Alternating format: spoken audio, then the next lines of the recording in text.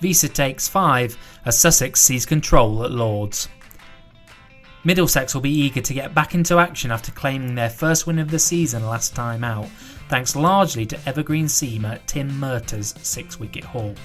Sussex, meanwhile, were thwarted by Glamorgan's record stand for the second wicket as they pursued victory against the Welsh county.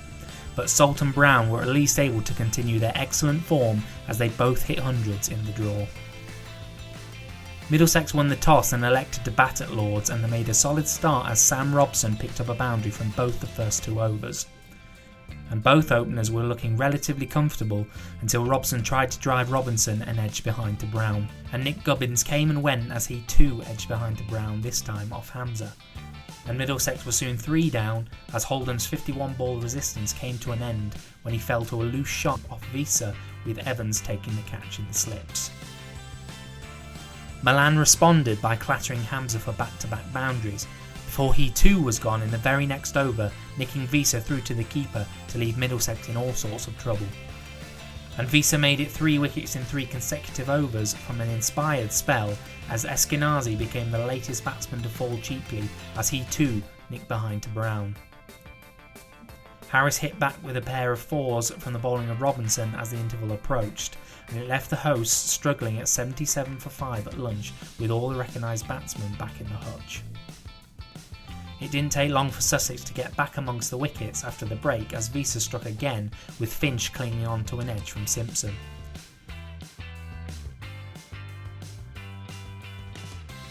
Toby Rowland-Jones threw the bat about to help his side reach 3 figures, but Visa couldn't be contained much longer before he completed his 5-for as Rowland-Jones got a feather behind to give Brown his 5th catch. Just 3 balls later, Rayner was also gone as Robinson trapped him LBW, before removing Bamber in his next over in the same fashion. James Harris remained, however, to clatter a maximum as he counter-attacked in partnership with last man Murtagh.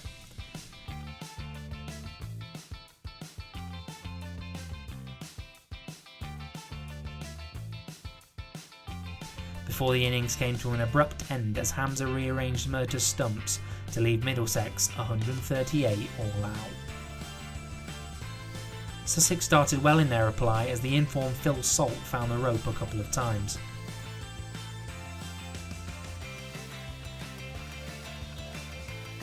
Before Middlesex made a vital breakthrough when Murtagh pinned Wells LBW with an in-swinger.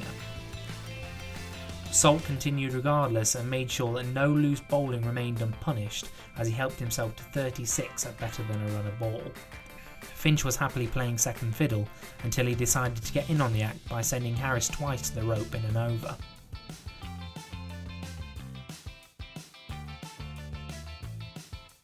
And the boundaries began to come thick and fast as the 50 partnership came up and tea arrived with Sussex in a commanding position at 78 for 1. Middlesex were able to make the perfect start to the evening session, however, as Murtagh pinned Finch LBW on the back foot. But Salt remained to bring up his 50 as he looked to be continuing his excellent form. Before Murtagh struck again to claim his 3rd scalp as he rearranged Salt's stumps. Evans and Van Zale were able to rebuild as the session progressed, with Evans settling early with a succession of boundaries. And the partnership moved Sussex into the lead as they looked to take control of the match.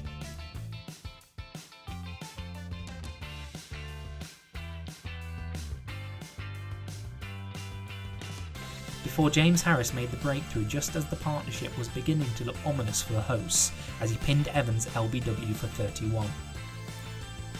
Bad light stopped play soon after with Sussex in an excellent position in the game as they lead by 31 runs with 6 wickets still remaining.